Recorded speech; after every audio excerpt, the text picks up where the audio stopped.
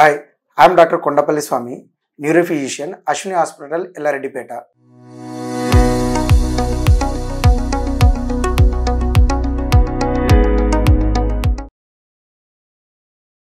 ఈ facial paralysis వచ్చిన వాళ్ళు ఎలాంటి ట్రీట్మెంట్ తీసుకోవాలి లేదా ఎలాంటి టెస్టులు చేయించుకోవాలి? ఫస్ట్ ఆఫ్ ఆల్ ఈ ముఖ పక్షవాతం ఫేషియల్ పారాలిసిస్ వచ్చిన వాళ్ళు మిగతా ఒంట్లో బాగా పక్షవాతం ఉందా లేదా అని చెక్ చేసుకోవాలి. అంటే కాలు చేయి ఏమైనా ఇబ్బంది ఉందా లేదా అని తెలుసుకోవాలి.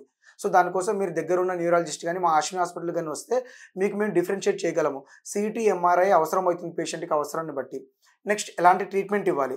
పేషెంట్కి ఇనిషియల్గా ఫేషియల్ పారాలిసిస్ వచ్చిన వాళ్ళకి మేము ఇనిషియల్గా స్టీరాయిడ్స్ ప్లస్ యాంటీవైరల్ డ్రగ్స్ ఇస్తాము. స్టీరాయిడ్స్ అయితే 2 to 3 వీక్స్ ఇస్తాము. అది యాంటీవైరల్ డ్రగ్స్ అయితే 5 to 7 డేస్ ఇస్తాము. ఈ కోర్స్ తర్వాత పేషెంట్స్ 5 to 7 డేస్ నుంచి ఇంప్రూవ్మెంట్ స్టార్ట్ అవుతుందండి. విత్ ఇన్ 1 month లో రికవరీ ఛాన్సెస్ చాలా ఎక్కువ ఉంటాయి పేషెంట్స్కి. అండ్ ఇది కాకుండా physiotherapy is more important. Facial exercise అనేది చాలా ఇంపార్టెంట్. ఈ ఫేషియల్ మజిల్ ఎక్సర్సైజ్ ఎలా ఉంటాయి?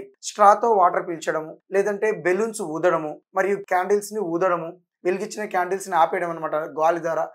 అలాగే విజిలింగ్ చేయడము. ఇలా చేస్తూ ఉంటే ఫేషియల్ మజిల్ ఎక్సర్సైజ్ స్ట్రెంథనింగ్ అవుతాయి. అలాగే కన్ను ఎలాగో మూసుకోదు కాబట్టి పక్షవాతం వచ్చిన వాళ్ళకి పడుకున్నప్పుడు స్టిక్కర్ వేసుకొని పడుకోబెట్టాలి. లేదంటే అలానే ఉండిపోయి దుమ్ము ధూళి పడిపోయి లేదంటే కన్ను దెబ్బతినే అవకాశం ఉంటుంది.